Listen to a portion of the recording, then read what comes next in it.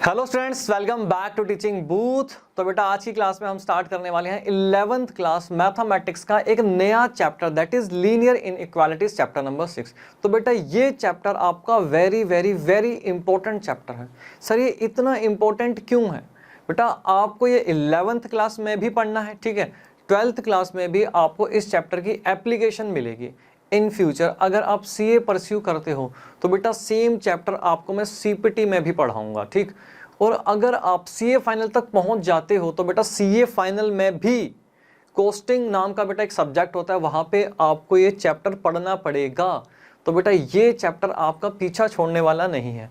तो 11th class से ही हमें अपना फाउंडेशन इस चैप्टर का बेटा स्ट्रॉन्ग बना के चलना है। जितने भी कंसेप्ट हैं एकदम स्ट्रॉन्ग बना के हमें 11th क्लास से ही चलने हैं। सर एक बार आप हमें ये बताओ, ये इतना इंपॉर्टेंट क्यों है कि हमें सीए फाइनल तक भी ये पढ़ना पड़ेगा? बेटा ये क्यों इंपॉर्टेंट है? चलो ठीक है, इसके ऊपर हम थोड़ा सा डिस्कशन कर लेते हैं। जब भी हमको एक चैप्टर स्टार्ट करते हैं ना, तो हमें पता होना चाहिए कि इसकी रियल लाइफ एप्लीकेशन क्या है, हम ये क्यों पढ़ रहे हैं, ठीक है ना। तो रट्टा नहीं लगाना, हमें पता होना चाहिए, ठीक है जी। सर एक बार आप हमें ये बता दो। तो बेटा ये जो चैप्टर है ना, ये चैप्टर बेसिकली बहुत सी बिजनेस प्रॉब्लम्स को सोल्व करने में हेल्प करता है, ठीक, हमारी डिसीजन मेकिंग में हेल्प करता है। सर वो कैसे? अब आप ये मान लो कि आप जो हो ना एक कंपनी में सीनियर मैनेजमेंट की पोजीशन पे हो। सर क्या बात कर दी, सीनियर मैनेजमेंट की पोजीशन पे? बेटा बिल्कुल, आप सीनियर मैनेजमेंट की पोजीशन पे हो, ठीक है ना।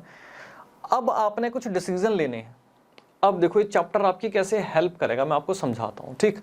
अब मान के चलो कंपनी में, चाहे वो कोई भी कंपनी हो, वहां पे जो रिसोर्सेज होते हैं, अगर मैं बात करूं रिसोर्सेज की, ठीक है, वहां पे क्या होता है बच्चों, रिसोर्सेज होते हैं वो क्या होते हैं, वो हमेशा लिमिटेड होते हैं। लिमिटेड रिसोर्सेज हमारे पास होते हैं। सर ये रिसोर्सेज होते क्या हैं, एक बार ये बताओ। जैसे रिसोर्सेज बेटा अगर हम बात करें तो लेबर, ठीक है ना, हम ये बात कर सकते हैं, लेबर हो गया, ठीक है ना, लैंड हो गया, रॉ मटेरियल, ठीक है ना, रॉ मटेरियल, और हम बात करें रॉ मटेरियल हो गया, मशीनरी हो गया, मशीनरी एंड इक्विपमेंट्स होंगे, ठीक। तो ये सब क्या है, ये सब हमारे रिसोर्सेज हैं। तो बहुत सारे हमारे रिसोर्सेज होते हैं, ठीक। अब क्या होता है किसी भी कंपनी में जब आप सीनियर मैनेजमेंट की पोजीशन पे होते हो, ठीक है ना, तो आपके पास चैलेंजेस क्या आते हैं कि भैया आपके पास रिसोर्सेज लिमिटेड हैं और अब इन रिसोर्सेज को यूटिलाइज करके आपको ऑर्गेनाइजेशन का मैक्सिमम से मैक्सिमम प्रॉफिट करवाना है, ठीक है। जैसे कि अगर मैं बात करूं तो एक बार क्या चैलेंजेस आ सकते हैं आपके सामने कि भाई प्रॉफिट मैक्सिमाइजेशन चाहिए। अगर आप सीनियर मैनेजमेंट के लेवल पे हो, ठीक है, तो क्या डिसीजन मेकिंग है भैया, प्रॉफिट मैक्सिमाइजेशन चाहिए। हाँ जी सर बिल्कुल चाहिए, प्रॉफिट मैक्सिमाइजेशन, ठीक। उसके बाद हम बात कर सकते हैं cost optimisation, cost optimisation, cost optimisation, ठीक है ना, कि कम से कम लागत पे हमारा मैक्सिमम से मैक्सिमम प्रोडक्शन हो, ठीक है ना। और हम बोल सकते हैं minimum wastage of raw material.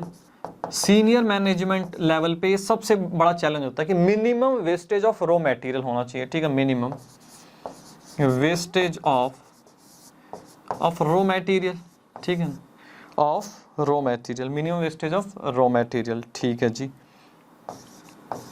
Raw material, ठीक।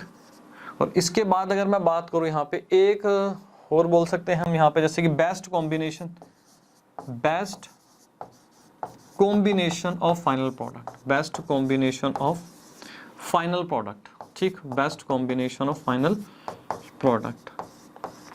अब जरा समझो बेटा, एक बार थोड़ा सा हम डिस्कशन कर लेते हैं इसके ऊपर, थोड़ा सा, ठीक है ना, डिस्कशन करते हैं इसके ऊपर हम कि भैया हमारे रिसोर्सेज लिमिटेड हैं, उन लिमिटेड रिसोर्सेज को यूटिलाइज करके हमें ऑर्गेनाइजेशन का ज्यादा से ज्यादा प्रॉफिट करवाना है, ठीक है ना। कम से कम उनकी लागत आनी चाहिए, ठीक है, कम से कम उनके जो है रॉ मटेरियल, ठीक है, जो भी हमारे रिसोर्सेज होते हैं स्केयर रिसोर्सेज, वो वेस्ट होने चाहिए, ठीक है। और best combination of final product होना चाहिए। अभी आपको ये बातें समझ में नहीं आ रही होंगी, बस आपको इतना ध्यान में रखना है कि अगर आपको इस चैप्टर की नॉलेज है तो बेटा ये रियल लाइफ बिजनेस प्रॉब्लम्स हैं जो आप रिजॉल्व कर सकते हो, जिनका सॉल्यूशन आप दे सकते हो। जैसे कि लास्ट वाले की मैं अगर मैं बात करूं, best combination of final product की, मान लो कंपनी A B सी और डी, ये 4 प्रोडक्ट बनाती हैं। ठीक, अब इन प्रोडक्ट को बनाने के लिए आपके रिसोर्सेज यूटिलाइज होंगे, labour, land, raw material, machinery utilise होगी। हाँ जी सर बिल्कुल होंगे। और हमारे पास क्या है बेटा, ये लिमिटेड है, ये लिमिटेड है तो इनका प्रोडक्शन भी क्या होगा, लिमिटेड होगा। हाँ जी बिल्कुल। अब हमें करना है, हम सीनियर मैनेजमेंट लेवल की पोजीशन पे हैं तो हमें उनको ये बताना है कि भैया ए की कितनी यूनिट प्रोड्यूस करो, बी की कितनी करो, सी की कितनी करो, डी की कितनी यूनिट्स आप प्रोड्यूस करो कि आपको मैक्सिमम से मैक्सिमम प्रॉफिट हो, मैक्सिमम से मैक्सिमम क्या हो, प्रॉफिट हो। तो बेटा आप ये देखना, इस टाइप की जो बिजनेस प्रॉब्लम्स है आप इजीली सोल्व कर सकते हो अगर आपको ये चैप्टर अच्छे से आता है। ऑल्दो 11th क्लास में आपका एप्लीकेशन नहीं है, बट जो मेन फाउंडेशन है बेटा वो 11th क्लास में ही आपका बनेगा। ठीक, तो चैप्टर की इंपॉर्टेंस हमें समझ में आ गई कि भैया ये जो चैप्टर है हमारे सीनियर मैनेजमेंट लेवल की पोजीशन पे बहुत ज्यादा यूटिलाइज होता है और डिसीजन मेकिंग में हमारी ये हेल्प करता है। इसलिए बेटा आप सीए फाइनल तक ये चैप्टर आप पढ़ते हो। ठीक, अब स्टार्ट करते हैं बेटा ये चैप्टर, इंट्रोडक्शन खत्म हुआ, अब बात करते हैं इसकी लीनियर इनइक्वालिटीज। तो लीनियर इनइक्वालिटीज तो बेटा आप अभी भूल जाओ क्या होती है। सबसे पहले मैं बात करूंगा यहाँ पे कंसेप्ट नंबर 1 की, कि कंपैरिजन ऑफ 2 लाइक क्वांटिटीज। ठीक है सर, ये क्या है? अब मैं आपसे ही पूछता हूं कि भैया मेरे पास 2 क्वांटिटीज हैं, 2 क्वांटिटीज हैं, वो कुछ भी हो सकती हैं, ए बी हो सकती हैं, एक्स वाई हो सकती हैं, कुछ भी हो सकती हैं 2 क्वांटिटीज। उनको अगर मैं कंपेयर करूं, अगर मैं उनको कंपेयर करूं तो मेरे पास क्या पॉसिबल रिजल्ट आ सकते हैं आपको मुझे बताने हैं। अब लेकिन जब हम लाइक क्वांटिटीज की बात करें, लाइक क्वांटिटीज का मतलब क्या हुआ, वो क्वांटिटीज जो कंपेरेबल हों, जो कंपेयर करने योग्य हो, जिनको हम आपस में कंपेयर कर सके, हम उन 2 क्वांटिटीज की बात कर रहे हैं। ठीक, अगर मैं उनको कंपेयर करूं तो मेरे पास क्या पॉसिबिलिटीज आ सकती है, आप जल्दी जल्दी बताओ। सर आप ही बता दो, सर आप ही बता दो। देखो बेटा, अगर आप 2 क्वांटिटीज को कंपेयर कर सकते हो तो केस 1 में क्या हो सकता है कि आपके पास मान लो वो क्वांटिटीज ए और बी हैं। ठीक, क्या होगा, वो क्या होगा बेटा, अगर मैं बात करूं यहाँ पे क्या होगा, A is equal to B हो सकता है। हाँ जी sir, A is equal to B हो सकता है। अगर हमने कंपेयर किया तो पॉसिबल है कि दोनों क्या है, बराबर हैं, दोनों इक्वल हैं। ठीक है, अगर मैथमेटिकली मैं इसको बोलूं तो बोल सकता हूँ ये LHS इक्वल टू RHS। हाँ जी सर बिल्कुल, LHS इक्वल टू RHS। ठीक है, ये इक्वल है। और अगर ठीक है दूसरे केस में क्या हो सकता है, दूसरे केस में क्या हो सकता है कि सर दूसरे केस में ये हो सकता है कि वो इक्वल ना हो। हम कह सकते हैं ए नॉट इक्वल टू बी, अगर हम कंपेयर कर रहे हैं तो वो इक्वल भी हो सकते हैं, हो सकता है वो इक्वल ना भी हो। और अगर वो इक्वल नहीं है तो मैथमेटिकली इसको हम क्या बोलेंगे, इसको हम बोलेंगे भैया LHS नॉट इक्वल टू क्या होगा, RHS। हाँ जी सर बिल्कुल। ठीक, अब बड़े ध्यान से समझो, यहाँ पे आपको टर्म समझ में आएगा, इनइक्वालिटी अब समझ में आएगी। जब 2 क्वांटिटीज आपस में इक्वल हैं, ठीक है ना, तो हम उसको क्या बोलेंगे, ये बराबर है, हम इसको बोलेंगे ये इक्वालिटी। मतलब क्या हुआ, ये इक्वल है तो हम बोलेंगे इक्वालिटी। इक्वालिटी वर्ड किससे बना है, इक्वल से बना है। ठीक है ना, तो इसको मैं क्या बोल सकता हूं, इसको मैं बोल सकता हूं क्या है, इक्वालिटी। ठीक, जब LHS इक्वल टू RHS है तो हम इसको क्या बोलेंगे बेटा, ये इक्वालिटी है ए और बी के बीच में कि ये दोनों बराबर हैं, दोनों समान हैं एकदम। ठीक है ना, इक्वालिटी का मतलब। अब यहाँ पे क्या हुआ, LHS इक्वल टू RHS नहीं है, ए नॉट इक्वल टू बी है, तो इसको हम क्या बोलेंगे, इन इक्वालिटी, असमानता।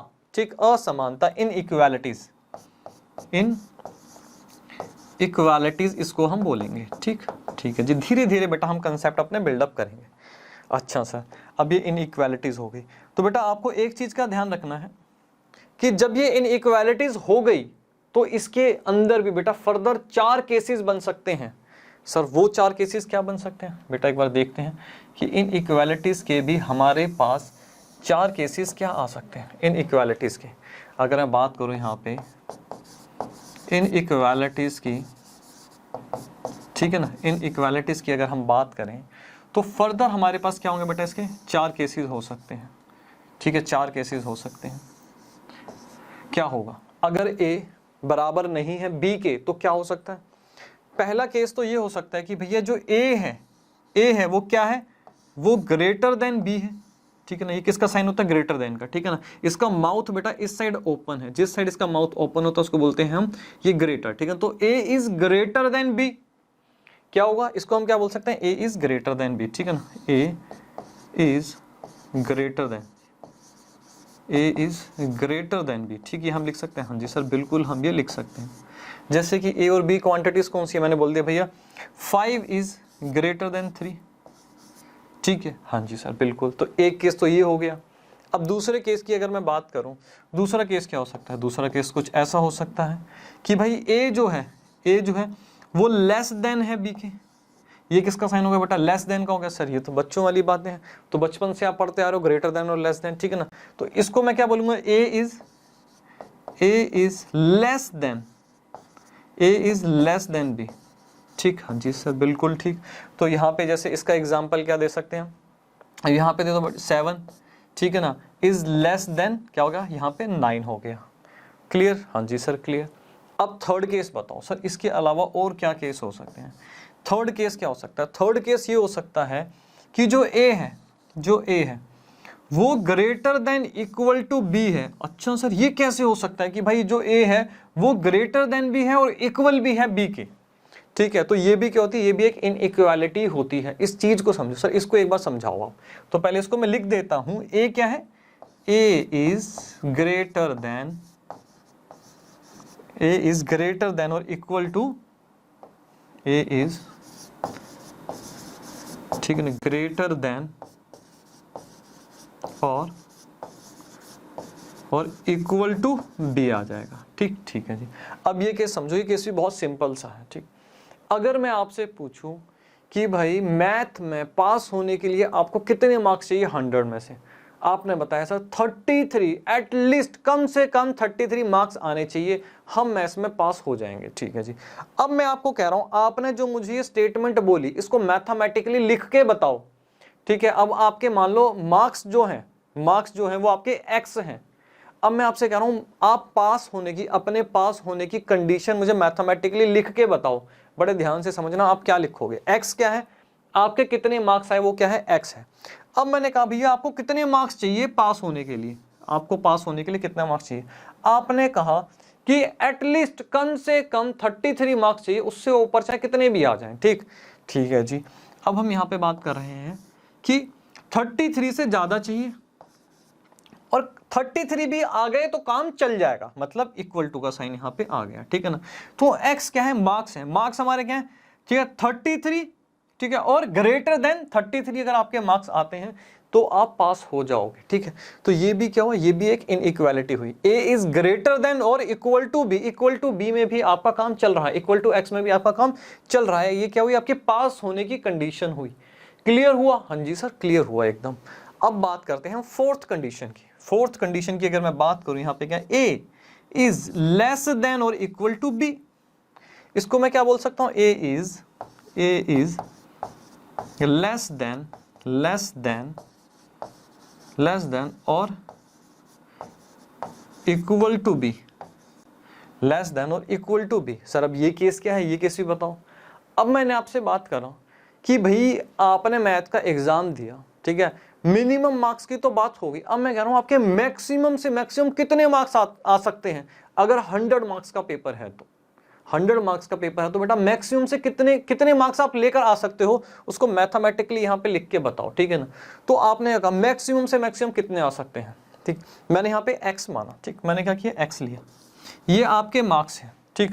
तो क्या कंडीशन बनेगी, बड़ा ध्यान से समझना, ठीक। आपके मार्क्स कितने आ सकते हैं, मैंने यहाँ पे लिखा 100 मार्क्स का क्या है बेटा, पेपर है। या तो 100 से कम होंगे या तो फिर 100 के बराबर होंगे, या तो 100 से कम होंगे या तो 100 के बराबर होंगे। ऐसा हो सकता है 100 में से 120 नंबर आ गया आपके, ना जी ऐसा नहीं होता, ठीक है। तो 100 में से 100 मैक्सिमम नंबर आ सकते हैं। तो यहाँ पे मेरा x क्या हुआ, x के आपके मार्क्स हैं, क्या है, x इज लेस देन 100 होगा या तो फिर इक्वल टू 100 होगा। तो ये कंडीशन क्या हुई, ये आपकी कंडीशन है कि आपके मैक्सिमम कितने मार्क्स आ सकते हैं। एट मोस्ट यहां पे बात हो रही थी एट लीस्ट की, यहां पे बात हो रही है एट मोस्ट की, कि मैक्सिमम कितने मार्क्स आ सकते हैं। क्लियर हुआ, हाँ जी सर एकदम क्लियर हुआ, ठीक। अब धीरे धीरे आगे हम अपने कंसेप्ट बिल्डअप करते चले जाएंगे, ठीक।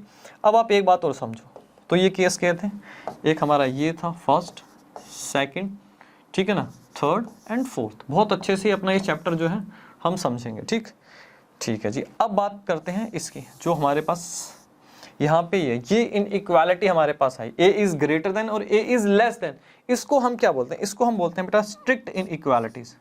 क्या बोलते हैं इसको? बोल के बताओ।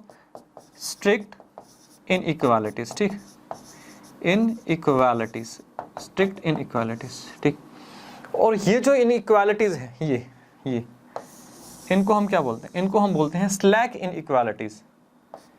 क्या बोलेंगे? स्लैक इनइक्वालिटीज, स्लैक इनइक्वालिटीज, ठीक, ठीक है जी। अब क्या है स्ट्रिक्ट इनइक्वालिटी? क्या हुआ इसमें? या फिर ग्रेटर देन का होगा या फिर लेस देन का साइन होगा, ठीक है ना। तो ये क्या है स्ट्रिक्ट हुई, या तो ग्रेटर है तो ग्रेटर है, बस बात खत्म, एकदम स्ट्रिक्ट बात कर रहे हैं हम, ठीक है ना। लेस देन है तो बस लेस देन है। लेकिन यहाँ पे क्या है स्लैक, स्लैक का मतलब वैसे देखो तो होता है इसका लूज, थोड़ा सा लीनियंट। ये कह रहा अच्छा ग्रेटर देन, कोई बात नहीं, ग्रेटर देन और इक्वल टू कोई बात नहीं, ठीक है। तो ये क्या हुई स्लैक इनइक्वालिटीज, एकदम स्ट्रिक्ट इनइक्वालिटीज नहीं है। तो क्या हुआ इसका नाम क्या हुआ? स्लैक इनइक्वालिटीज हुई, ठीक। तो ये आपको ध्यान रखना है। और एक और इंपॉर्टेंट चीज, एक और इंपॉर्टेंट चीज, वेरी वेरी इंपॉर्टेंट, ठीक, ठीक है सर, वेरी वेरी इंपॉर्टेंट की हम बात कर लेते हैं। यहाँ पे मैंने आपसे बात करी बेटा इस वाले एक साइन की, इसको हमेशा बेटा लाइफ टाइम आपको याद रखना है कि इसका मतलब क्या होता है। अगर मैं बात करूं इंग्लिश में तो इसका मतलब होता है एट लीस्ट। इसका मतलब क्या होता है? इसका मतलब होता है एट लीस्ट, एट लीस्ट, ठीक, ठीक है जी। और अगर मैं बात करूं बेटा इस वाले साइन की, इस वाले साइन की, ठीक, तो इसका मीनिंग क्या? इसका मीनिंग होगा एट मोस्ट, एट मोस्ट, ठीक। तो यहां तक हमारी ये बात कवर हुई, केस 1, केस 2, ठीक है ना। इसके हमने चारों केसेस देख लिए। अब आप इसको नोट करो, कुछ हमारा रह नहीं रहा। और अब आपको ये नोटिंग करनी है। और बेटा ये नोट्स अपने पास हमेशा आपको संभाल के रखने हैं। जब तक आप पढ़ाई करो तब तक आपके नोट्स अपने पास संभाल के रखने हैं। इसको नोट करो, फिर आगे चलते हैं। जल्दी बेटा, कर लिया नोट? ठीक है जी, चलें आगे। चलो जी, अब हम बात करते हैं, यहाँ पे बात किसकी हो रही थी? लीनियर इनइक्वालिटीज की बात हो रही थी। उससे पहले हम समझते हैं हमारी इक्वेशंस कितने टाइप की होती हैं, फिर हम आते हैं लीनियर इनइक्वालिटीज के ऊपर, ठीक। तो इक्वेशन की अगर हम बात करें तो इक्वेशन हमारे कितने टाइप की होती है? एक होती है लीनियर, एक होती है क्वाड्रेटिक और एक होती है क्यूबिक, ठीक है ना। लीनियर इक्वेशन क्या होती है? जिसमें वेरिएबल की हाईएस्ट पावर 1 हो, वेरिएबल की हाईएस्ट पावर 1 हो, उसको हम बोलते हैं लीनियर इक्वेशन, ठीक है। जैसे इस केस में अगर मैं देखूं तो हम यहाँ पे वेरिएबल क्या हुआ? एक्स हो, एक्स की पावर आप क्या बोल सकते हो भैया? एक्स की पावर क्या है इस केस में? 1 है। तो ये इक्वेशन क्या हुई? लीनियर हुई, ठीक है ना। अब ये क्वाड्रेटिक इक्वेशन क्या होती है? जिसमें वेरिएबल की हाईएस्ट पावर 2 हो, उसको हम बोलते हैं क्वाड्रेटिक इक्वेशन। इसमें हम देख रहे हैं भैया वेरिएबल x है और हाईएस्ट पावर क्या है? 2 है। तो ये क्या हुई? क्वाड्रेटिक इक्वेशन हुई। वैसे ही अगर हम देखें क्यूबिक इक्वेशन क्या होती है? जिसमें वेरिएबल की हाईएस्ट पावर 3 हो, ठीक है ना। अब हम यहाँ पे चेक करेंगे भैया वेरिएबल x है, इसकी हाईएस्ट पावर क्या है? इसकी हाईएस्ट पावर 3 है। तो ये क्या हुई? ये एक क्यूबिक इक्वेशन हुई। तो इक्वेशन क्या होती है? अभी हमने पीछे भी देखा इक्वालिटी इक्वेशन क्या होती है। यहाँ पे जहां LHS इक्वल टू RHS हो उसको हम बोलते हैं इक्वेशन, उसको बोलते हैं इक्वालिटी। अब बड़े ध्यान से बात को समझो। अगर मैं यहाँ पे जितनी भी हमारी इक्वेशंस हैं, ठीक है ना, उसको मैं यहाँ पे इस तरीके से यहाँ इक्वल टू का साइन हटा के यहाँ पे क्या इनइक्वालिटी लगा दूं, ठीक है ना। इनइक्वालिटी कहने का मतलब 5x + 1 ग्रेटर देन 0। अब इसके 4 केस हो सकते हैं, फर्दर 4 केस? हाँ जी सर, 4 केसेस इसके हो सकते हैं। तो अब क्या हो गया? अब क्या हो गया? जैसे मान लो मैंने क्या किया यहाँ पे इस तरीके से इक्वल टू का साइन हटा दिया। अब ये इक्वल नहीं है, LHS equal to RHS equal नहीं है। अब हम इसको क्या बोलेंगे? इसको हम बोल देंगे भाई ये लीनियर इनइक्वालिटी हो गई, लीनियर इनइक्वालिटी, क्योंकि LHS इक्वल टू RHS नहीं है। ये क्या हो गया? क्वाड्रेटिक इनइक्वालिटी हो गई। ये हो गया क्यूबिक इनइक्वालिटीज। क्लियर हुआ? हाँ जी सर, क्लियर हुआ कि भैया लीनियर इनइक्वालिटी क्या होती है? जिसमें भैया x की हाईएस्ट पावर 1 हो, उसको बोलेंगे हम linear inequality. LHS equal to RHS नहीं होना चाहिए, ठीक, ठीक है जी। तो क्या हमें सर सिलेबस में लीनियर, क्वाड्रेटिक और क्यूबिक इनइक्वालिटी सब पढ़ना है? बेटा नहीं, आपके सिलेबस में सिर्फ और सिर्फ हम डिस्कस करेंगे यहाँ पे लीनियर इनइक्वालिटीज की, ठीक, ठीक है जी। लीनियर इनइक्वालिटीज की हम यहाँ पे बात करेंगे। तो इसको बेटा आप एक बार नोट कर लेना आपने, जैसे इसको नोट करना है। आगे चलते हैं हम, ठीक। ये एक सिंपल सी चीज थी, ठीक है जी। अब लीनियर इनइक्वालिटीज भी आपके सिलेबस में क्या है? एक है बेटा लीनियर इनइक्वालिटीज इन 1 वेरिएबल आपको पढ़ना है, और एक पढ़ना है लीनियर इनइक्वालिटीज इन 2 वेरिएबल्स, ठीक है, ये आपके सिलेबस में, बट बस यही आपको कवर करना है। सर ये 1 वेरिएबल और 2 वेरिएबल क्या है ये भी एक बार बता दो, ठीक। ये भी क्या है बेटा, ये भी कुछ बड़ी बात नहीं है, इसको भी हम फटाफट देखते हैं। लीनियर इनइक्वालिटीज इन 1 वेरिएबल, जैसे कि मैं बात करूं ax प्लस b की, ठीक है ना। अगर मैं बात करूं a और b कांस्टेंट है और x क्या है, एक वेरिएबल है, ठीक है ना। तो ये क्या हो जाएगा, ये हो जाएगा linear inequality in 1 variable, x सिर्फ एक सिंगल वेरिएबल है, ठीक है जी। तो अब इसमें क्या होगा, इसमें क्या होगा 4 केसेस इसके बन सकते हैं, ठीक है ना। क्या होगा, ये ग्रेटर देन हो सकता है, ठीक है ना, ax प्लस b, ठीक है ना, लेस देन हो सकता है, ठीक। ax प्लस b जो है वो क्या हो सकता है, ग्रेटर देन इक्वल टू हो सकता है, और यहाँ पे ax प्लस b जो है वो लेस देन और इक्वल टू हो सकता है। क्लियर, हाँ जी सर, यहाँ तक क्लियर, ठीक। तो ये क्या हुई आपकी लीनियर इनइक्वालिटी इन 1 वेरिएबल, ठीक है ना, जिसमें सिर्फ x क्या है, सिर्फ x ही एक वेरिएबल है इसमें। क्लियर हुआ, हाँ जी। और इसकी हाईएस्ट पावर क्या है, इसकी 1 है। तो ये लीनियर इनइक्वालिटी इन 1 वेरिएबल हुआ। अब बात करते हैं लीनियर इनइक्वालिटी इन 2 वेरिएबल्स। इसमें 2 वेरिएबल होंगे, जैसे कि ax plus by plus c, ठीक है। अब क्या होगा, इसके भी 4 केसेस हो सकते हैं, ठीक। इसमें क्या हुआ, 2 वेरिएबल हमारे पास आ गए x और y। तो इसमें बेटा सिमिलरली इसमें भी 4 केस हो सकते हैं, ax plus by plus c, ठीक है। यहाँ पे क्या हो जाएगा, लेस देन हो जाएगा, ठीक है जी। ये क्या हो गया हमारा, लेस देन हो गया। ax plus by plus c greater than equal to 0, ठीक है ना। ax plus by plus c less than equal to 0, ठीक है। तो ये हमें कवर करना है, हमारे सिलेबस में बेटा यही है जो हमें कवर करना है, ठीक है। इसको नोट करो, फिर चलते हैं आगे। नोट कर लिया, ठीक है जी। आगे चलते हैं। अब बात करते हैं बेटा कंसेप्ट नंबर 2 की, रूल्स ऑफ इनइक्वालिटीज। अब सर ये रूल्स ऑफ इनइक्वालिटीज, इसमें हमें क्या पढ़ना है, तो बेटा इसमें आपको पढ़ना है इनइक्वालिटीज के मैथमेटिकल ऑपरेशंस, और आपको ये देखना है कि आपका जो ये इनइक्वालिटी का साइन है ये कब कब चेंज होगा और कब कब चेंज नहीं होगा, ये हमें चेक करना है। सर आपकी बात हमें समझ में नहीं आई, बेटा आएगी। पहले हम देखते हैं रूल नंबर 1। इसमें ये कह रहा है भैया, इसमें ये कह रहा है कि equal number can be added और subtracted from both side of inequality, ठीक है जी। इनइक्वालिटी जरा इसको समझते हैं, इसका कहने का मतलब क्या है। इक्वल नंबर से मैं यहाँ पे ये भी लिख सकता हूँ कि सेम नंबर, कि भैया अगर हम इनइक्वालिटी की बोथ साइड सेम नंबर को ऐड करें या फिर लेस करें तो क्या हमारा इनइक्वालिटी का जो साइन है वो चेंज होगा, वो हमें चेक करना है, ठीक है सर। वो चेक कर लेते हैं एक बार हम, ठीक है जी। अब जैसे यहाँ पे क्या है 5, ठीक है ना, एडिंग बोथ साइड 2, यहाँ पे क्या 5 इज लेस देन 9, ठीक है ना, तो यहाँ पे भी 2 ऐड कर दो, ठीक है जी।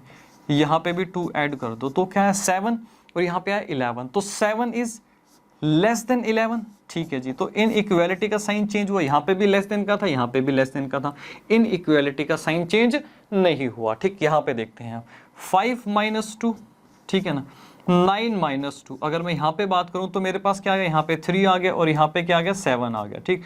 तो स्टिल क्या है, यहाँ पे अगर मैं बात करूँ तो 3 इज लेस देन 7, तो इनइक्वालिटी का साइन चेंज नहीं हुआ।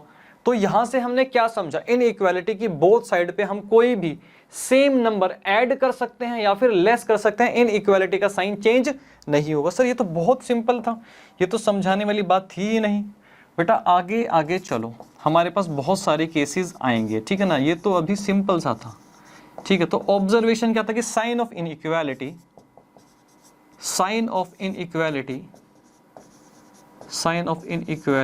विल नॉट चेंज, मतलब रूल नंबर 1 में हमारे साइन ऑफ इनइक्वालिटी चेंज नहीं हो रही। ऑब्जर्वेशन साथ साथ लिखेंगे, ठीक है ना। Sign of inequality will not change नहीं होगी, ठीक है सर। ये तो बहुत सिंपल था, अगर आप ना भी बताते तब भी हम सेम ही करते, ठीक है बेटा। इसको नोट करो, फिर धीरे धीरे आगे चलते हैं, फिर आपसे बात करेंगे हम उस टाइम, ठीक है जी। जल्दी नोट करो। हाँ जी सर, नोट कर लिया, ठीक है बेटा। थोड़ा हाथ तेज चलाना पड़ेगा। रूल नंबर 2 की बात करते हैं। इसमें कह रहा है भाई, changing places from left hand side to right hand side और वाइस वर्सा, ठीक है। अब ये समझो, अब ये कह रहा है कि भाई अगर हम इन इक्वालिटीज की राइट साइड से, ठीक है, कोई फिगर को उठा के लेफ्ट साइड में ले आए या फिर लेफ्ट साइड से राइट साइड में ले जाएं, तो क्या इन इक्वालिटी के साइन चेंज होंगे, चेंज होंगे कि नहीं होंगे, ये बताओ बेटा। सर एक बार आप हमें बताओ, आप हमें बताओ, पहले आपकी बारी बेटा, ठीक है, पहले मैं बता देता हूं। तो हम बात कर लेते हैं यहाँ पे केस नंबर 1 की, ठीक, ये फटाफट देखो। एक काम करते हैं, पहले 3 को राइट साइड ले जाते हैं, ठीक है जी, राइट साइड ले जाते हैं, ठीक है। तो अब आप मुझे बताओ, जब आप 3 को राइट साइड लेके जाओगे तो क्या होगा, पॉजिटिव का है नेगेटिव का हो जाएगा। हाँ जी सर। तो पहले हम यहाँ पे इस तरीके से लिख देते हैं 9 + 2 -3। तो सोल्व करके मेरे पास यहाँ पे क्या है, फिर हम इनइक्वालिटी का साइन देखेंगे क्या आएगा, ठीक है ना। यहाँ पे मेरे पास क्या आ जाएगा, यहाँ पे आ जाएगा 8 आ जाएगा, ठीक है। तो हम यहाँ पे क्या बोल सकते हैं, 5 इज लेस देन 8। हाँ जी सर, 5 इज लेस देन 8। हमारे पास यहाँ पे भी इनइक्वालिटी का साइन लेस देन का था, तो मतलब इस केस में तो हमारा इनइक्वालिटी का साइन चेंज नहीं हुआ, ठीक।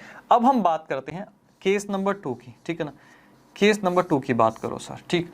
अब हम यहाँ पे क्या करते हैं बात कि भैया 9 को यहाँ पे लेफ्ट साइड ले आते हैं, ठीक है सर। एक काम करो, 9 को लेफ्ट साइड लेकर आएंगे तो -9 हो जाएगा। हाँ जी सर।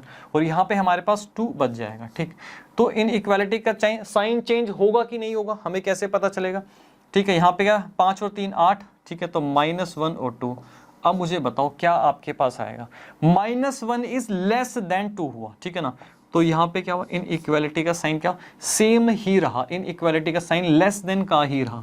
इससे हमें क्या समझ में आया, तो मतलब अगर आपके पास इस टाइप की इक्वेशन भी दी जाए, तो मैंने साथ में एक इक्वेशन भी ली है, ठीक है ना, जिससे कि आपको फिगर के साथ साथ अगर इक्वेशन दी जाए तो वहां पे क्या करना है आपको ध्यान रहे, ठीक। तो अगर इस टाइप की कभी इक्वेशन दी जाए तो आप इसको इस तरीके से अगर करो, जैसे कि केस नंबर 1, ठीक, इसको इस तरीके से लिखो कि भैया -y इस साइड आ गया तो इन इक्वालिटी का साइन चेंज नहीं करोगे, ठीक है ना। केस 2 में अगर आप इस तरीके से करते हो कि भैया y इधर ही रह जाएगा और x उधर चला जाएगा -x, तो इस केस में भी इन इक्वालिटी का साइन चेंज नहीं होगा, ठीक। तो ऑब्जर्वेशन में हम क्या लिखेंगे, ऑब्जर्वेशन में हम यहाँ पे लिख देते हैं कि भाई observation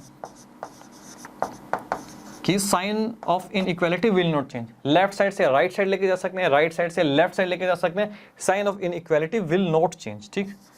sign of inequality, sign of inequality will not change, ठीक, ठीक है सर। ये भी सिंपल था सर, ये भी बहुत सिंपल था, ठीक है बेटा। इसको नोट करो, जल्दी इसको नोट करो, फिर आगे चलते हैं। ये सभी रूल आपको नोट करने हैं, ठीक, ठीक है जी।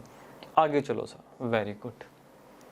अब बात करते हैं यहाँ पे रूल नंबर 3 की, रूल नंबर 3 की। अब यहाँ पे क्या कह रहा है, अब ये कह रहा है भाई मल्टीप्लाई और divide both sides by same positive number, positive number. अगर आप मल्टीप्लाई करते हो, डिवाइड करते हो बोथ साइड, इनइक्वालिटीज की बोथ साइड को सेम पॉजिटिव नंबर से, तो इनइक्वालिटीज चेंज होंगी कि नहीं होंगी, ये हमें देखना है, ठीक, ठीक है जी। अब हमारे पास बेटा same example 5 is less then 9, 5 is less then 9, ठीक, ठीक है जी। तो बेटा अब करना क्या है, बोथ साइड 2 से मल्टीप्लाई कर दो, ठीक है। 5 × 2 9 × 2, क्या इनइक्वालिटी का साइन चेंज होगा, यहाँ पे 10 आ गया और यहाँ पे 18 आ गया, ठीक है। तो यहाँ पे 10 आ गया, यहाँ पे 18 आ गया, 10 इज लेस देन 18, इनइक्वालिटी का साइन चेंज नहीं हुआ, ठीक, ठीक है जी। अब यहाँ पे क्या है, जैसे अब साथ में मैंने इक्वेशन भी दी है, अगर इक्वेशन दी जाए तो अगर आप इस तरीके से मल्टीप्लाई कर दो बोथ साइड 2x + 2y, तो इन इक्वालिटी का साइन आपको चेंज नहीं करना है, ठीक है। तो साथ साथ में हम इक्वेशन वाला एग्जांपल भी लेके चल रहे हैं, ठीक, ठीक है जी। अब हम बात कर लेते हैं डिवाइड की। अगर हम डिवाइड करें तो ये भी देखो पॉजिटिव नंबर, ठीक है ना। तो यहाँ पे क्या जाएगा 5 डिवाइडेड बाय 2, ठीक है ना, 9 डिवाइडेड बाय 2। अगर आप देखो 5 डिवाइडेड बाय 2 क्या है, छोटा है, 9 डिवाइडेड बाय 2 क्या है, बड़ा है, ठीक है। तो साइन हमारे पास क्या आएगा, यहाँ पे 5 divided by 2 less than 9 divided by 2, तो इनइक्वालिटी का साइन हमारे पास चेंज नहीं हुआ। ये भी सिंपल सर, ये भी बहुत सिंपल था। और अगर आपके पास कभी इक्वेशन दी जाए इस तरीके से, अगर आप डिवाइड करो x divided by 2 + y divided by 2 positive number से, तो आपको क्या करना है, यहाँ पे 4 डिवाइडेड बाय 2 आ गया, ठीक। तो इन इक्वालिटी का साइन चेंज नहीं होगा, ठीक है। रूल नंबर 3 में भी इनइक्वालिटी का साइन चेंज नहीं होगा। सर इसका मतलब किसी में भी चेंज नहीं होगा? बेटा ऐसा बिल्कुल भी नहीं है, ठीक, ऐसा बिल्कुल भी नहीं है। अभी आगे हम पढ़ेंगे अच्छे अच्छे रूल, ठीक है। तो सिंपल सिंपल है। तो ऑब्जर्वेशन में क्या लिखा हमने, sign of inequality will not change, sign of inequality क्या, will not change, will not change, sign of inequality will not change, ठीक है बेटा। इसको नोट करो, इसको जल्दी से नोट करो, फिर आगे चलते हैं। जल्दी जल्दी जल्दी बेटा, जल्दी चलना करना पड़ेगा बेटा, हाथ चलाना पड़ेगा। सर नोट कर लिया, वेरी गुड बेटा। अब हम देखते हैं अपना रूल नंबर 4, ठीक, रूल नंबर 4 देखते हैं। अब रूल नंबर 4 में ये क्या कह रहा है बेटा, रूल नंबर 4 में ये कह रहा है कि भाई मल्टीप्लाई और divide both side by same negative number. Rule number 3 में क्या पढ़ा था हमने, यहां पढ़ा था पॉजिटिव नंबर। अब बात करें नेगेटिव नंबर से अगर हम मल्टीप्लाई और डिवाइड करते हैं बोथ साइड को तो क्या रिजल्ट आएगा, क्या इनइक्वालिटी का साइन चेंज होगा, ठीक है। ये चेक करते हैं एक बार, ठीक है जी, चेक करते हैं। 5 मल्टीप्लाई -2, ठीक है ना, 9 मल्टीप्लाई -2, तो आपके पास क्या आ गया, -10 और -18। तो बेटा मुझे बताओ इन दोनों में से कौन सा बड़ा है। आपको मैं एक पहले बेसिक सी चीज बता ही देता हूँ, ठीक है ना, बेसिक सी चीज बता ही देते हैं, डिस्कस कर लेते हैं एक, ठीक है ना। ये मान लो हमारे पास एक नंबर लाइन है, ठीक, नंबर लाइन है हमारे पास, तो यहाँ पे 0 लाई करता है। राइट साइड पे हम पॉजिटिव इन्फिनिटी को अप्रोच करते हैं, लेफ्ट साइड पे हम नेगेटिव इन्फिनिटी को अप्रोच करते हैं, ठीक है। तो राइट साइड जो नंबर होगा वो हमेशा बड़ा होगा और जो लेफ्ट साइड नंबर होगा वो हमेशा छोटा होगा, ठीक। जैसे यहाँ पे बात हो रही है, मान लो -18 कहीं यहाँ पे लाई करेगा, ठीक है, और -10 कहीं यहाँ पे मान लो लाई कर रहा है, ठीक। तो जितना नंबर 0 से दूर होगा वो क्या होगा, उतना छोटा होगा, और जितना 0 के करीब होगा वो उतना बड़ा होगा, और राइट साइड पे जितना जाएगा वो उतना बड़ा नंबर होगा। तो यहाँ पे -10 और -18 में से भैया -10 बड़ा होगा, ठीक। सर क्या करवा रहे हो, ये तो सर सेकंड क्लास की बात है बेटा, आई एम सॉरी, ठीक, आई एम सॉरी, मुझे पता है आपको इतनी नॉलेज है। तो इसका मतलब ये हुआ कि इस इनइक्वालिटी का साइन क्या होगा, चेंज होगा। हाँ जी सर, -10 इज ग्रेटर देन -18, ठीक है जी। यहाँ पे क्या हुआ, इनइक्वालिटी का साइन चेंज हो गया, ठीक, इनइक्वालिटी का साइन चेंज हो गया। तो ऐसा नहीं था कि इनइक्वालिटी का साइन कभी भी चेंज नहीं होगा। और अगर आपको कभी भी इक्वेशन इस तरीके की दी जाए और आप नेगेटिव नंबर से इस तरीके से मल्टीप्लाई करो, -2x -2y, ठीक, तो बेटा इनइक्वालिटी का साइन चेंज कर देना, -8, ठीक है जी। अब यहाँ पे आ जाते हैं, अगर हम डिवाइड करते हैं बोथ साइड बेटा नेगेटिव नंबर से तो क्या आएगा, बड़े ध्यान से समझो। अब क्या हुआ, 5 डिवाइडेड बाय -2, 9 डिवाइडेड बाय -2। इसको एक बार आप सोल्व करके अगर लिखो तो आपके पास यहाँ पे क्या आएगा, यहाँ पे आपके पास आएगा, ठीक है ना, यहाँ पे आपके पास आएगा, अरे मैंने क्या लिख दिया बेटा, यहाँ पे आपके पास आया -2.5, ठीक है ना, और यहाँ पे आपके पास क्या आएगा, -4.5, ठीक है ना, -4.5 आपके पास यहाँ पे आ गया, ठीक।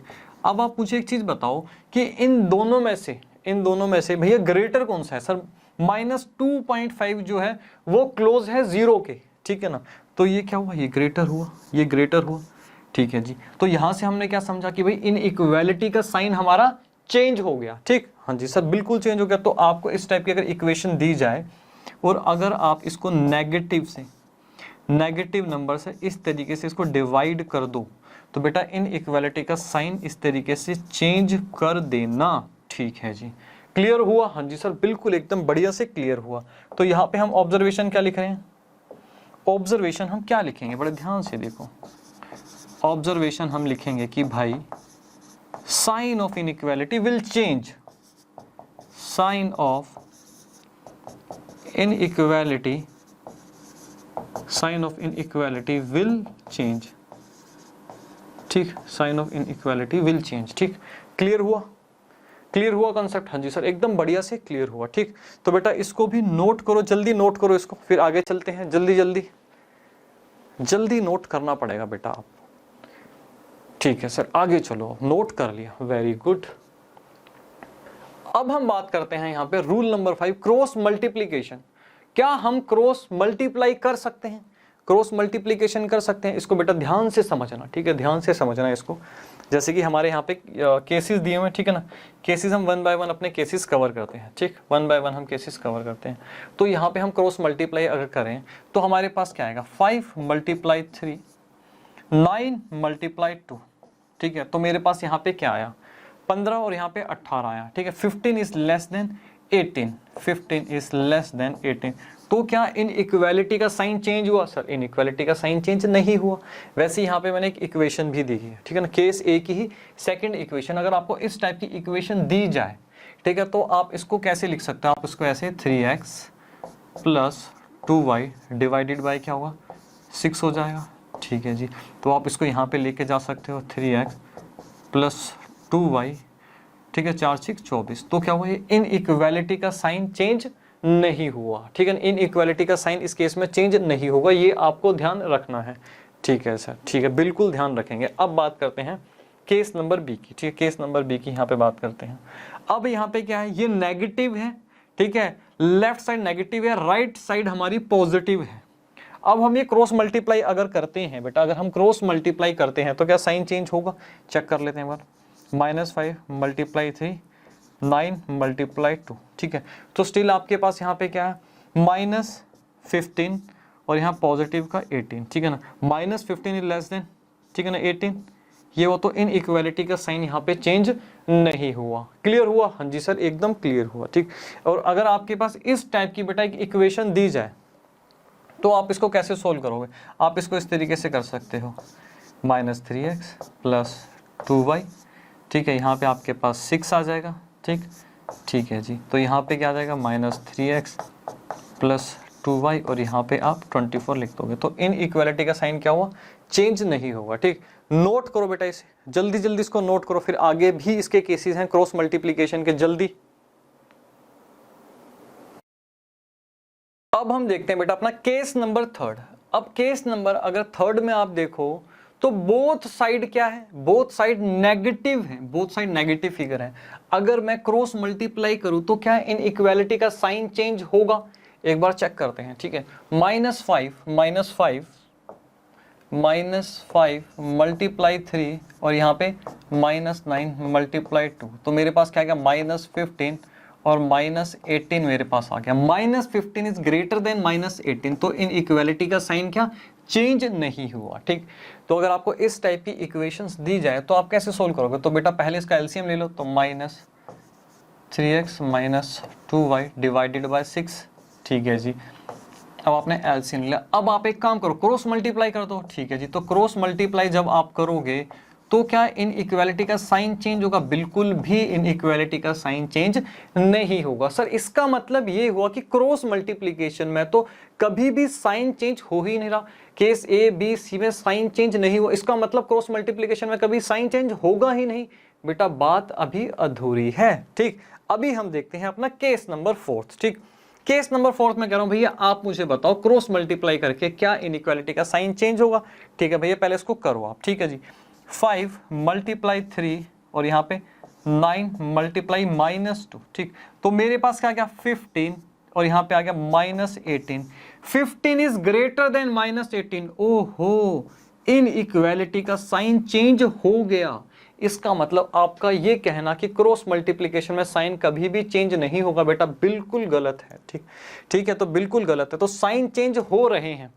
सर हमें समझ में नहीं आ रहा है कि भाई क्रॉस मल्टीप्लिकेशन में कब साइन चेंज होगा और कब चेंज नहीं होगा। तो बेटा बहुत ही इजी है, पहले हम समझ लेते हैं, फिर इस वाली इक्वेशन पे भी हम आएंगे। तो बहुत इजी है, बड़े ध्यान से आपको समझना है। वो अगर आपने समझ लिया तो आपको ये केसेस, कोई भी केसेस याद रखने की बेटा कोई भी नीड नहीं है, ठीक। तो वो क्या है, अंडरस्टैंडिंग हमें लेनी है। अब बड़े ध्यान से समझो, जब भी आप क्रॉस मल्टीप्लाई करो, ठीक है ना, और अगर आपने अपनी लेफ्ट साइड से कोई नेगेटिव फिगर लेके बेटा राइट साइड पे, ठीक है, क्रॉस मल्टीप्लाई कर दिया, ठीक है, तो उस केस में क्या होगा, इन इक्वालिटी का साइन चेंज होगा। या तो फिर राइट साइड से आप लेफ्ट साइड पे बेटा कोई नेगेटिव फिगर ले आओ तो उस केस में साइन चेंज होगा। तो कहने का मतलब किसी भी एक साइड से, दोनों साइड की बेटा मैं बात नहीं कर रहा, किसी भी एक साइड से आप नेगेटिव वाली फिगर उठा के बेटा दूसरी साइड पे ले जाओ, मल्टीप्लाई कर दो या फिर डिवाइड कर दो तो क्या होगा, इनइक्वालिटी का बेटा साइन चेंज हो जाएगा। अभी हम देखते हैं सर, बात समझ में नहीं आ रही बेटा, कोई बात नहीं, बात समझ में आएगी, बहुत अच्छे से समझ में आएगी। ठीक, अभी मैं आपको बताता हूं, आपको बेटा लाइफ टाइम के लिए चीज याद हो जाएगी। ठीक, देखते हैं फटाफट। जैसे कि मैंने आपको कहा, मैंने आपको एक इक्वेशन दी 1 बाय में -2x इज लेस देन क्या है बेटा 4y। ठीक, मैंने कहा भाई मेरा x भी क्या है 1 है और y भी क्या है मेरा 1 है, बड़े ध्यान से देखो। ठीक, अब मैंने कहा इसको क्रॉस मल्टीप्लाई करो, ठीक है ना। क्रॉस मल्टीप्लाई जब आपने किया तो आपके पास क्या आएगा, ठीक, तो यहाँ पे 1 बाय एक्स आया, आपने -2 यहाँ पे ले जाके इससे मल्टीप्लाई कर दिया, ठीक है, मल्टीप्लाई कर दिया। ठीक, अब मैं कह रहा हूँ भाई x और y की वैल्यू पुट कर दो, तो ये 1 आ गया और यहाँ पे क्या आ गया, यहाँ पे आ जाएगा -8। ठीक है, तो क्या है 1 इज ग्रेटर देन -8। ठीक है जी, 1 इज ग्रेटर देन -8, तो क्या हुआ, इनइक्वालिटी का साइन चेंज हो गया। अब ये चेंज क्यों हो रहा है, चेंज क्यों हो रहा है, क्योंकि हमने लेफ्ट साइड से एक नेगेटिव फिगर को बेटा राइट साइड पे मल्टीप्लाई कर दिया, नेगेटिव फिगर को राइट साइड पे मल्टीप्लाई कर दिया, इनइक्वालिटी का साइन इसलिए चेंज हो गया।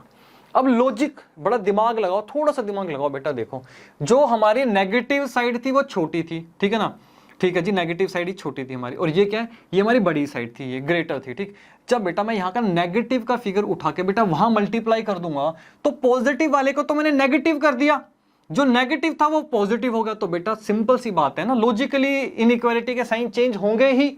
हाँ सर, बिल्कुल चेंज होंगे, ठीक है ना। जैसे कि अब मैं एक और एग्जांपल आपको दूं, -2x, ठीक है ना, यहां पे लिख सकते हैं भैया less than 4y, -2x less than 4y। ठीक, अब मैं कह रहा हूं x की वैल्यू निकालो, बड़े ध्यान से समझना, ठीक, बड़े ध्यान से समझना। आपने क्या किया, आपने क्या यहाँ पे 4y, ठीक है जी, आपने -2x कर दिया, -2 कर दिया, ठीक है ना, -2 कर दिया। अब मैं कह रहा हूँ इनकी वैल्यू रख दो x और y की, तो इसकी भी वैल्यू 1 है, ठीक है, तो यहाँ पे क्या जाएगा 1 और यहाँ पे 4, ठीक है, तो आपके पास आ गया 1 इज ग्रेटर देन -2, तो क्या हुआ, इनइक्वालिटी का साइन चेंज हो गया। अब बड़े ध्यान से समझो, चेंज क्यों हुआ, क्योंकि बेटा ये वाली साइड नेगेटिव थी, इसने क्या भैया अपनी नेगेटिव वैल्यू को उठा के इस साइड पहुंचा दिया, तो भैया ये खुद तो पॉजिटिव हो गई, इसको नेगेटिव कर दिया, तो यहाँ पे क्या हो जाएगा, अब ये ग्रेटर देन का साइन लग जाएगा, लेस देन का साइन चेंज होकर ग्रेटर देन का साइन लग जाएगा। क्लियर हुआ, हाँ जी सर क्लियर हो। तो बेटा लॉजिकली भी चीजें क्लियर होनी चाहिए, तो आप क्रॉस मल्टीप्लिकेशन में आपको दिक्कत ही नहीं आएगी। अब आप एक चीज और समझो, मैं कह रहा हूँ एक चीज और समझो, जैसे कि 1 बाय में 2x, ठीक, अब मैं बोलूँ और यहाँ पे लिख दो भाई 1 बाय में 4y, ठीक है, ठीक है जी, मैं कह रहा हूँ x और y जो है क्या है आपके 1 ही है, ठीक, तो 1/2। अब मैं यहाँ पे माइनस का साइन लगा लूँ बेटा, माइनस का साइन की बात कर रहा हूँ, ठीक, तो इन दोनों में से कौन सी वैल्यू बड़ी होगी, ये वाली वैल्यू क्या होगी, ये वैल्यू क्या होगी, ये वाली वैल्यू, ये इसकी बात करो तो बेटा लेस देन हो गया, ये ग्रेटर देन हो गया, ये बड़ी वैल्यू होगी, ठीक है। तो अगर आप सोल्व भी करो 1 बाय -2 तो क्या आएगा, -0.5 आएगा, ठीक है ना, -0.5। अब आप इसको सोल्व करो तो क्या आएगा, -0.25 आएगा, तो बेटा ये बड़ी है क्योंकि ये 0 के ज्यादा क्लोज है। ठीक, क्लियर हुआ, हाँ जी। अब मैं कह रहा हूँ बोथ साइड जब नेगेटिव है तो क्रॉस मल्टीप्लाई करो। अब आप क्या कर रहे हो, आपके लेफ्ट साइड पे भी नेगेटिव है, राइट साइड पे भी नेगेटिव है, अगर आपने क्रॉस मल्टीप्लाई किया तो आपके पास ये आ गया, ठीक है ना, ये यहाँ पे आ गया और ये यहाँ चला गया, ठीक, ठीक है जी। अब मैं कह रहा हूँ भाई y और x की वैल्यू पुट कर लो, ठीक है जी, तो क्या आ गया 1 1 है, तो -4 और -2 यहाँ पे आ गया, तो -4 क्या है बेटा, इज लेस देन क्या है, -2 है, ठीक है ना, तो साइन क्या है, लेस देन क्या है, तो इनइक्वालिटी का साइन चेंज नहीं हो। जब बोथ साइड नेगेटिव साइन है और हम नेगेटिव से मल्टीप्लाई कर रहे हैं, LHS भी नेगेटिव और यहाँ पे RHS भी नेगेटिव, तो साइन चेंज नहीं होगा। लेकिन मैं अगर एक साइड ही, जैसे इस वाले में ही अगर मैं बात करूं यहाँ पे, ठीक है ना, अगर मैं यहाँ पे बेटा बात करूं सिर्फ और सिर्फ मैं -2 वहां ले जाऊं, ठीक है ना, -2 वहां ले जाऊं तो क्या आ जाएगा, -2, ठीक है ना, यहाँ पे -4y आ गया, हाँ जी सर बिल्कुल आ गया, ठीक है, इससे ये कट गया। अब मैं कह रहा हूँ वैल्यू पुट कर दो दोनों की x और y की, तो यहाँ पे ये आ गया और यहाँ पे 1/2 आ गया, ठीक है ना, 1/2 आ गया, तो 1 इज ग्रेटर देन, ठीक है, तो क्या हुआ, इनइक्वालिटी का साइन चेंज हो गया, क्योंकि बेटा मैं एक साइड से ही यहाँ पे नेगेटिव फिगर में इस साइड लेकर गया, बोथ साइड नहीं, तो इनइक्वालिटी का साइन चेंज हो गया। तो सिंपल सा लॉजिक है ना बेटा, एक साइड पॉजिटिव है, एक साइड नेगेटिव है, नेगेटिव वाली साइड को उठा के आपने पॉजिटिव कर दिया, क्योंकि आपने नेगेटिव का साइन दूसरी साइड शिफ्ट कर दिया, और जो पॉजिटिव थी उसको नेगेटिव कर दिया, तो साइन क्या हुए, चेंज हो गए। वेरी वेरी सिंपल, समझ में आया, हाँ जी सर समझ में बिल्कुल आ गया, ठीक। अब मैं बात यहाँ पे कर रहा हूँ, ठीक, अब यहाँ पे आ जाओ, अब मैं कह रहा हूँ इस वाली इक्वेशन को सोल्व करो, तो क्या आएगा, हम पहले एलसीएम ले लेते हैं 3x, ठीक है ना, माइनस 2y, यहाँ पे क्या गया -6 आ गया, ठीक है जी। अभी तो हमारा ये साइन ही रहेगा क्योंकि हमें यहाँ पे अभी क्रॉस मल्टीप्लाई नहीं किया। अब मैं कह रहा हूँ क्रॉस मल्टीप्लाई करो। जब आप यहाँ बेटा क्रॉस मल्टीप्लाई करोगे, बड़े ध्यान से समझो, तो ये क्या है, यहाँ पे माइनस का साइन है, ठीक है जी, यहाँ पे माइनस का साइन है। तो आप ये जब ये माइनस वाली फिगर को दूसरी साइड में ले जाके मल्टीप्लाई करोगे, 4 मल्टीप्लाई -6 करोगे, तो क्या होगा, इनइक्वालिटी का साइन चेंज हो जाएगा। क्लियर हुआ? हाँ जी सर, बिल्कुल क्लियर हुआ। तो छोटा सा बेटा इसका क्रक्स क्या है, छोटा सा अगर मैं इसका क्रक्स की बात करूं, अगर हम यहाँ पे बात करें तो हम यहाँ पे बात कर सकते हैं कि हमारा जो केस नंबर 1, 2 एंड 3, इसमें क्या था, इसमें क्या था, साइन नॉट चेंज, ये लिख सकते हैं, ठीक है ना, साइन चेंज हमारा नहीं हुआ, ठीक। और हम बात करें अगर केस नंबर, बेटा केस नंबर यहाँ पे 4 थी, तो यहाँ पे क्या है, साइन चेंज्ड, साइन यहाँ पे क्या हुआ, हमारा साइन चेंज हो गया, ठीक है जी। तो यहाँ पे हमें लिखना क्या, मेन ऑब्जर्वेशन हमारी क्या है, मेन ऑब्जर्वेशन हमारी ये है, ऑब्जर्वेशन की अगर मैं बात करूँ तो ऑब्जर्वेशन में क्या है, ठीक है, हम यहाँ पे लिख सकते हैं sign of inequality, sign of inequality will change, sign will change only, कब चेंज होंगे, ओनली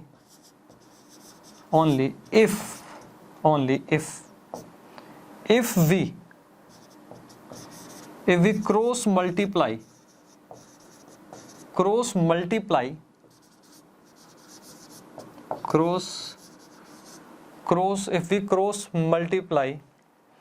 ठीक है, if we cross multiply either side कौन सी, या तो फिर LHS या तो फिर RHS, LHS या फिर RHS, either side of inequality, if we cross multiply either side of inequality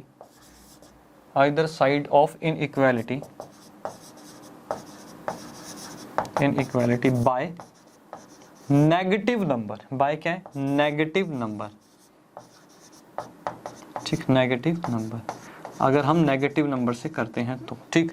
तो ध्यान देने वाली बात क्या है, यहाँ पे मैंने क्या लिखा है, आइदर साइड लिखा है, आइदर साइड लिखा है, ठीक है ना, both side, not both side, ठीक है ना, समझ में आया, सिर्फ हम सिर्फ बात करें सिर्फ एक साइड की, sign will change only if we cross multiply either side of inequality by negative number, ठीक। क्लियर हुआ? हाँ जी सर, एकदम क्लियर हुआ। नोट करो बेटा, जल्दी से नोट करो, फिर अपना आगे चलते हैं, जल्दी।